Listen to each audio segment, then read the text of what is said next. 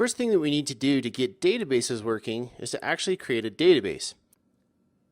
So I have PHP MyAdmin installed that I'm going to go ahead and just use to create a new database with a user, but you can go ahead and feel free to use whatever tool that you're comfortable with for the MySQL environment. So I'm going to just create a user called Booklist.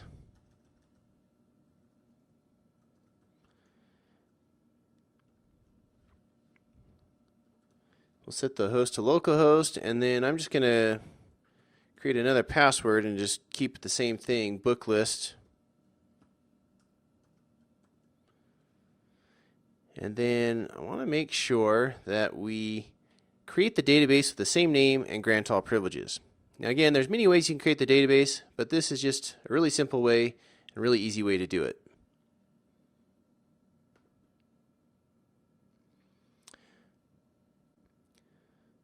Okay, now that our database is in place, we want to add a table.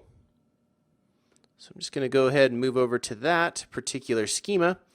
And we just want to issue some SQL here.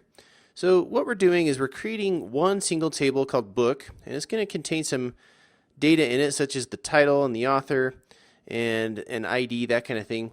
Obviously, if this was a more complex system, we would probably move authors off into their own table so that it's normalized well. But for now, we're just going to be working with one table since this is a more simplistic view of the data side of Zend. I pasted in this book DDL to create this book table. Essentially, however you want to create your table, you can use a tool or you can use an SQL DDL statement similar to this. But essentially, we want to have an ID, which is our primary key. We're going to auto increment that so we're not worried about keeping sequences or other things to increment that. And we're going to create a title and an author, which are not null. They're going to be varchars, and we're just setting those to 255 at this point as far as a length. So go ahead and create this.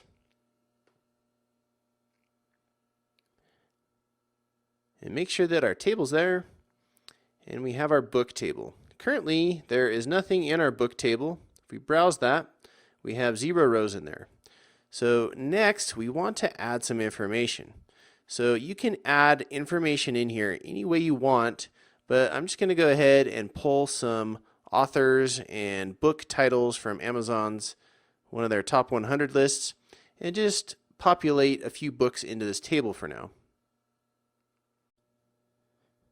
Alright, so I'm going to insert a handful of books, and again, these were just pulled from Amazon, so I don't necessarily, I guess, promote or not promote these books. They're just books that I found on a list, bestsellers list.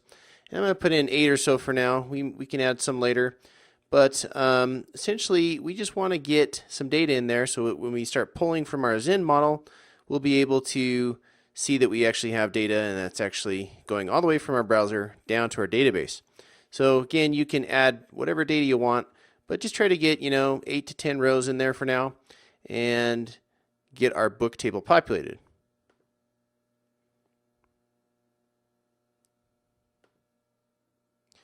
Okay, so there's all my books, and that kind of wraps up our database side of things. So one thing I'd like to note here is if you are doing a lot of database work, and obviously this is a really simple example, your application will probably be more complex on the data side, you should definitely look into using a database migration and a database seeding tool to handle these kind of things. You don't want to have to manually create your database structures and do inserts, because as you move from development to test to production, you want to make sure that there's a way to automatically get your database in sync with your code as you move from environment to environment. And there's lots of information out there on database migration, so I'm not going to cover that at this point, but you can definitely find database migrations for any tool or platform out there, whether you're working in Java, Ruby, or the PHP environment.